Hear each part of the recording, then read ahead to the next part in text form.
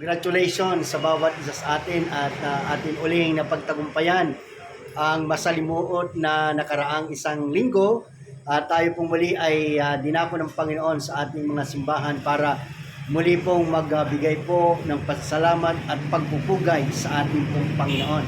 Kaya i-enjoy po natin ang ating pong worship sa Lord sa panibagong araw na ito at salamat sa buhay mo sapagkat magiging kalakasan ka uli ng ating mga kapatid dahil sa iyong presensya at higit sa lahat sa presensya ng ating Panginoon.